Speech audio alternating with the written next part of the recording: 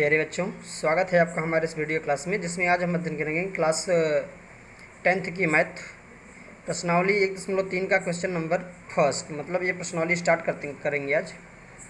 इसके पहले के सभी वीडियोस हम करा चुके हैं, सभी क्वेश्चन करा चुके हैं 1.2 तक। आप नहीं देखे तो हमारे चैनल पर जाके देख सकते हैं, ठीक है। ये क्वेश्चन स्टार्ट करते हैं। आज का प्रश्न है, सिद्ध कीजिए कि √5 एक अपरिमेय संख्या है।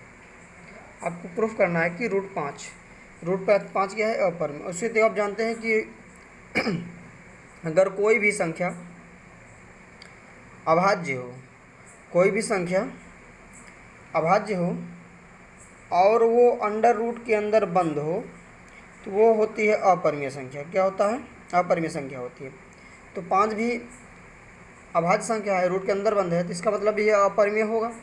लेकिन आपको सिद्ध करना है कि अपरिमेय कैसे होगा ये, ठीक है। तो चलिए सिद्ध करते हैं। देखिए, इसके पहले आपको थोड़ा एक कंसेप्ट जान लेना है कि कैसे ये होता है।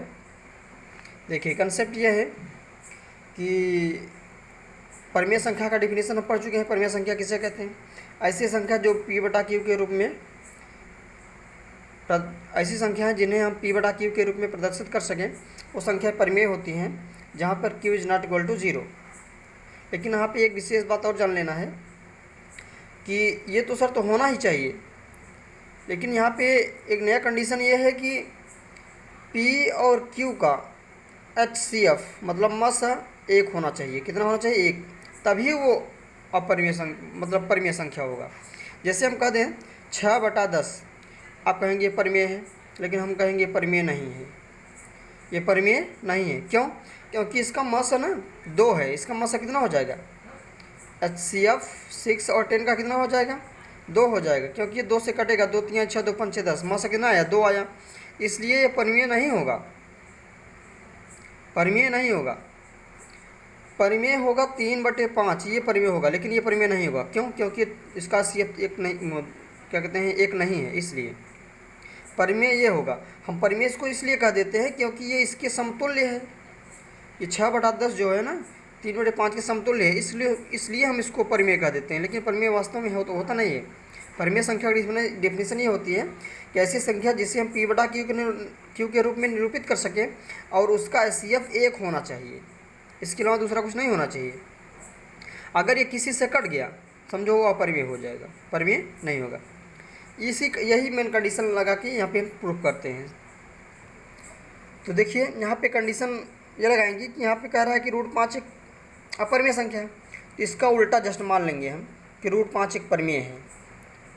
अगर ये √5 किसी संख्या, इसका HCF निकालेंगे हम। अगर HCF 1 के अलावा दूसरा कुछ आ गया, समझो यह परिमेय हो जाएगा। अगर 1 आया तो परिमेय रहेगा, जैसे हम बताएं अभी डिफिनीशन में।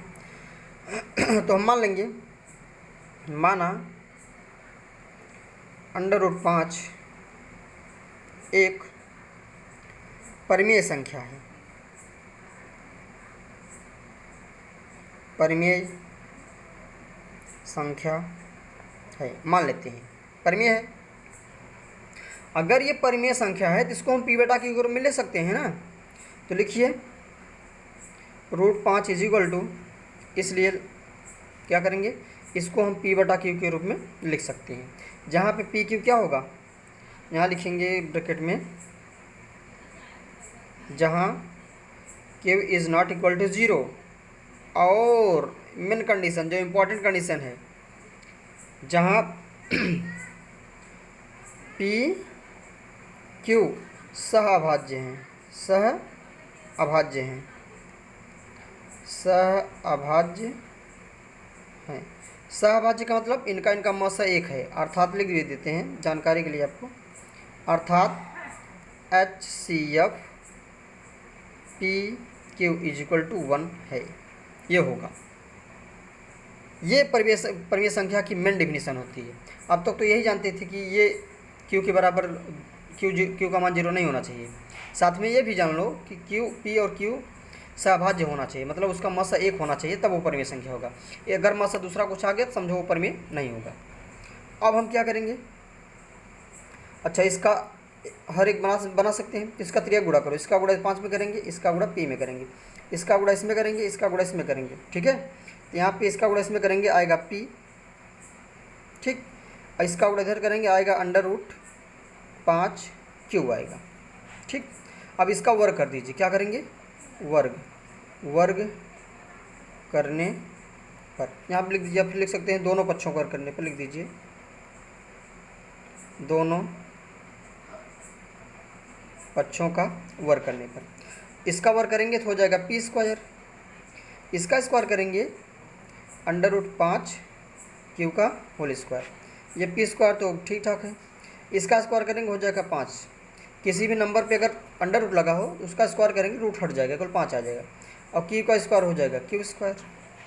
अब देखिए हमने ये कहा था कि q² जो p² जो है ना, किसी से विभाज्य नहीं होना चाहिए, लेकिन यहाँ पे 5 से विभाज्य है। ये p क्या है, p² क्या है, 5 से विभाज्य है। p² q से भी विभाज्य है, 5 से विभाज्य है। किससे विभाज्य है, 5 से। कैसे विभाज्य है इसको थोड़ा समझ लो। जैसे मान लीजिए, ये समझाने के लिए आपको बता रहे हैं, जैसे मान लीजिए 8 है, इसका गुणनफल क्या होगा, 2 होगा, 2 होगा, 2 होगा।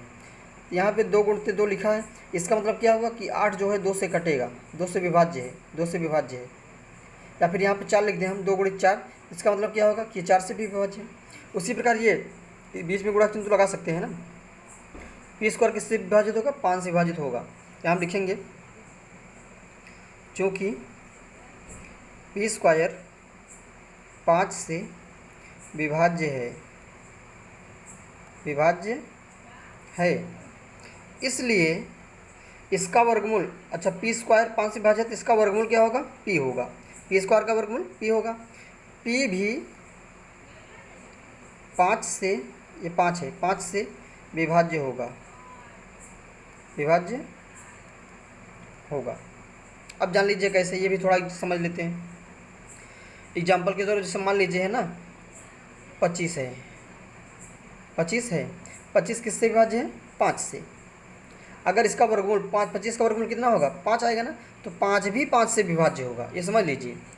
अगर 5 का वर्ग 5 से विभाजित है तो उसका वर्गमूल जो होगा वो भी 5 से विभाजित होगा, ठीक है। इसी प्रकार यहाँ भी हम कह सकते हैं कि अगर p² 5 से विभाज्य है, उसका p² का वर्गमूल 5 होगा, वो भी 5 से विभाज्य होगा, 100% होगा ही होगा, ठीक है ना। तो यहाँ पे क्या निष्कर्ष निकला कि p² 5 से विभाज्य है। अब क्या करेंगे, यहाँ तक तो ठीक ठाक है। अब क्या करेंगे, हम फिर से पुनः मानेंगे p बराबर, यहाँ पे क्या था, 5q था ना, 5q था, तो हम मानेंगे 5, कुछ भी इसके साथ कुछ भी PQR या ABCD कुछ भी लगा के मान सकते हो। यहाँ पे p बराबर 5R मान लेते हैं, p बराबर 5R मान लेते हैं। ये फिर से लिखेंगे, माना p बराबर 5R।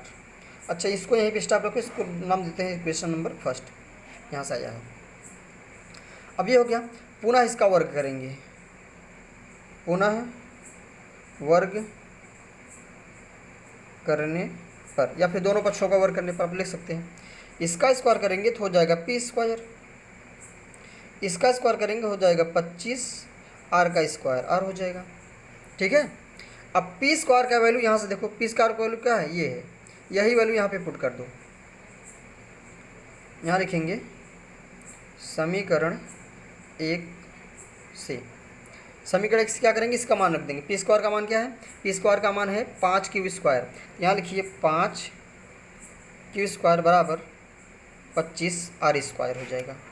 यहाँ से क्या होगा, q² इक्वल टू हो जाएगा 25/5 r², इसको 5 से काट देंगे तो 5 बार जाएगा, तो यहाँ से आ जाएगा q² इक्वल टू 5r²। अब देखिए यहाँ पे जिस प्रकार ये p² 5 से विभाज्य था, उसी प्रकार यहाँ पे q² 5 से विभाज्य है।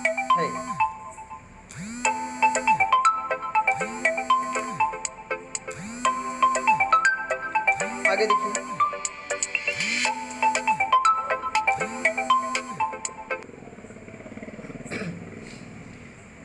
यहाँ लिखेंगे हम, चूँकि q² 5 से विभाज्य है, इसलिए q² का वर्गमूल q होगा, q भी 5 से विभाज्य होगा। सेम वही कंडीशन जो इक्वेशन नंबर फर्स्ट में की थी, ठीक है। अब देखिए हम क्या यहाँ पे क्या कहे थे शुरू में कि पी क्यू किसी से विभाज्य नहीं होगा। मसा एक है, इसका मतलब किसी से विभाज्य नहीं होगा, किसी से नहीं कटेगा। लेकिन यहाँ पे क्या देख रहे हैं, पी भी 5 से कट गया, पी भी 5 से विभाज्य है, और यहाँ क्यू भी 5 से विभाज्य होगा। इसका मतलब पी बटा क्यू 5 से विभाज्य हो गया। मसा कितना आ गया, 5 आ गया। ध्यान से समझिए हमारी, एक बार पुनः समझते हैं कि यहाँ पे देखिए जो पी था, पी ये 5 से भी विभाज्य है, और यहाँ पे क्यू ये भी 5 से विभाज्य है। इसका मतलब ये पी बटा क्यू जो था, ये देखिए पी बटा क्यू ये दोनों 5 से विभाज्य है। और यहाँ पर हम लिखिए क्या है, पी और क्यू सहभाज्य। सहभाज्य मतलब किसी से नहीं विभाज्य होगा, इसका सी एफ कितना होगा, 1, लेकिन ये 5 से विभाज्य है। इसका मतलब ये अपरिमेय संख्या है, मतलब परिमेय नहीं होगा। परिमेय क्या होता है, पी बटा क्यू के रूप में हो और उसका मस 1 होना चाहिए और क्यू का मान 0 नहीं होना चाहिए। तो यहाँ पर हम लिखेंगे लास्ट में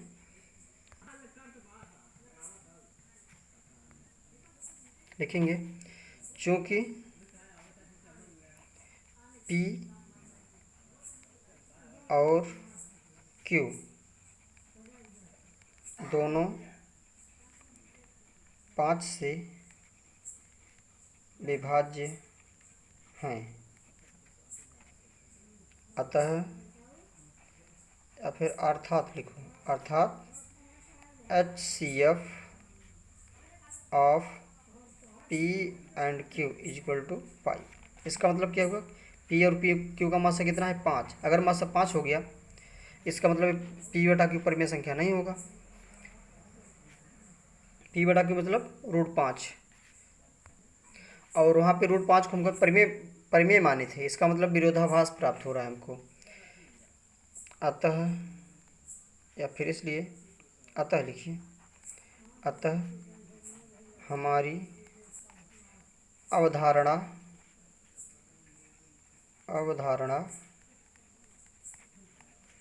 विरोधाभास है,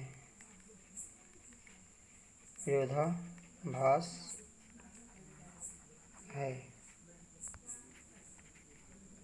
इसलिए √5 एक अपरिमेय संख्या है, अपरिमेय संख्या है। ये आपका आंसर हो जाएगा, लास्ट प्रूफ हो गया, ठीक है।